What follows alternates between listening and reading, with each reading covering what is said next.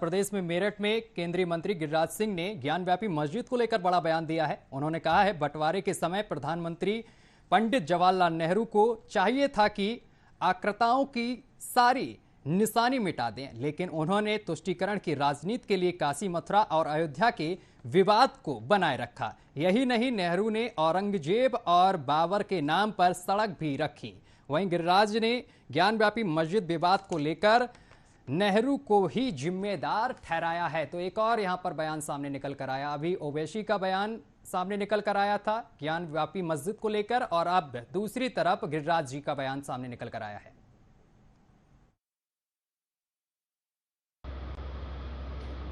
तो कई लोगों ने कहा ये तो लगता है ये लोग चुनाव लड़े हुए लोग हैं, उद्देश्य कुछ और है। लोगों में निगेटिव चर्चा ज्यादा होती, पॉजिटिव कम हो। लेकिन ये 5 साल मुझे जुड़े हुए हो गया, ऐसा जीवट का आदमी बहुत कम मुझे मिलता है। मैं अनिल चौधरी जी को आज के इस बढ़े हुए परिवार के साथ धन्यवाद देता। बगल में ममता जी बैठी हैं, जिन्होंने अनिल जी तो सेना में काम किया, सेना में राष्ट्र की भावना से ओतप्रोत होते, लेकिन ममता जी ने दुख की भावना से ओतप्रोत होकर के अपने जीवन के सारे सुख सुविधा को छोड़ करके आपके साथ देश हित में बनी है। मैं इन्हें भी धन्यवाद देता। मैं चंद्रशेखर गर्ग जी, जो जनसंख्या समाधान, तो आपने ये बयान सुना गिरिराज सिंह का, और इसी पर ज्यादा जानकारी के साथ मेरठ से हमारे संवाददाता सीधा लाइव जुड़ रहे हैं मनोवर चौहान।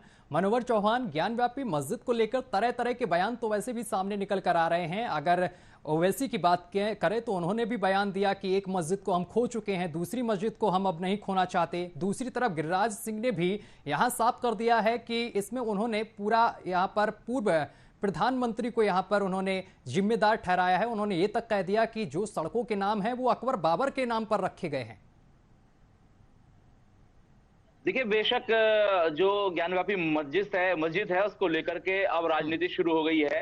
अब मेरठ में भारत सरकार के केंद्रीय मंत्री पहुंचे गिरिराज सिंह, जिन्होंने जनसंख्या फाउंडेशन के प्रोग्राम में पहुंचे थे, उसको लेकर भी उन्होंने कई बयान दिए। उन्होंने कहा कि साल में 2 करोड़ लोगों की 2 करोड़ जो बच्चे हैं वो पैदा हो रहे हैं, और उन्होंने ये तुलना की बाकायदा चाइना से कि चाइना में उन्होंने कानून बनाया है और वो बेहतर प्रदर्शन कर रहे हैं, काम कर रहे हैं। लेकिन हिंदुस्तान में उन्होंने जिस तरीके से जनसंख्या बढ़ रही है उसको लेकर के अपने व्यू रखे।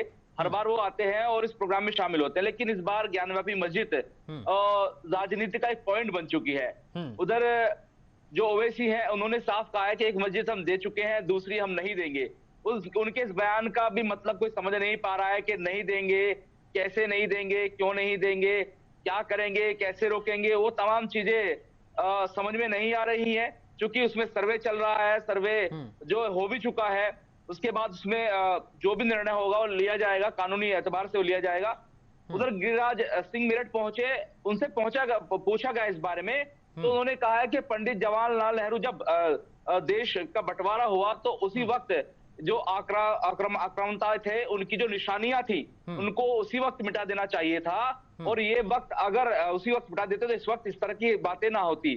तो उन्होंने साफ उस दौर के कह सकते नेताओं पर निशाना साधा, खासतौर से पंडित जवाहरलाल नेहरू पर उनका निशाना था, उसी पर सवाल खड़े किए। और उन्होंने अभी भी ये कहा है कि ज्ञानव्यापी मस्जिद को सीधे तौर पर जो विवाद है उस दौर की निशानी थी, मिटा देना चाहिए था। इसका मतलब लगा सकते हैं कि इस का विवाद निमट जाना चाहिए, इस विवाद को खत्म हो जाना चाहिए। हालांकि अभी क्या कुछ होने वाला है, अब ये जो सर्वे रिपोर्ट है वो सबमिट की जाएगी, उसके बाद फैसला होगा।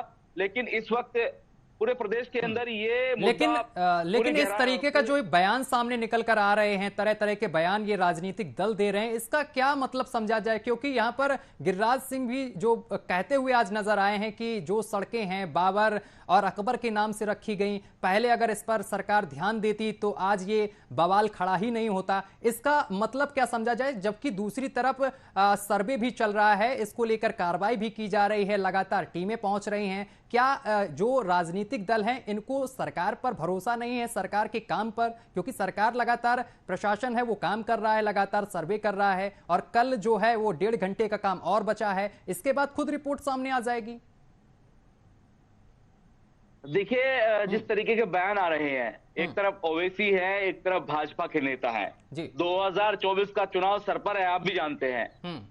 ओवैसी मुस्लिम तुष्टिकरण की राजनीति करते हैं और भाजपा पर भी आरोप रहता है कि वो हिंदू तुष्टिकरण की राजनीति करते हैं। वो बात अलग है, दोनों ही इन चीज से मना कर देते हैं। तो ऐसे में देखा यह जा रहा है कि भाजपा अपने बहुसंख्यकों को समेटने में लगी है। 80 बनाम 20 पहले भी देखा गया। और ओवैसी जो है वो हर बार ये कहते हैं कि हम 28% हिंदुस्तान में हैं। मैं चाहता हूं कि एक प्लेटफॉर्म पर हिंदुस्तान के मुसलमान आ जाएं और अपना हक मांगे, जो भी सरकार सत्ता में हो उसी में शामिल हो, उसी से हक मांगे। इस तरह के बयान, चलिए बिल्कुल, इस तरीके के बयान तो लगातार सामने आते रहेंगे, क्योंकि ऐसे और भी मुद्दे सामने निकल कर आए थे पहले भी, जिन पर विवादित बयान लगातार सामने आए। अब ज्ञान व्यापी मस्जिद को लेकर भी लगातार बयान सामने निकल कर आ रहे हैं, चाहे वो गिरिराज सिंह हो या फिर असदुद्दीन ओवैसी हो। ओवैसी जी ने भी साफ तौर पर कह दिया है कि पहले वो एक मस्जिद खो चुके हैं, अब दोबारा ज्ञान व्यापी मस्जिद को बिल्कुल से नहीं खोना चाहते हैं। और दूसरी तरफ गिरिराज सिंह का ये बयान, इसके अलग अलग मायने भी निकाले जा रहे हैं। फिलहाल बहुत बहुत शुक्रिया हमारे साथ जुड़ने के लिए और तमाम जानकारी साझा करने के लिए। तो अभी बुलेटिन में बस अभी के लिए बस इतना ही। देश दुनिया की तमाम खबरें देखने के लिए देखते रहिए न्यूज़ वॉच इंडिया।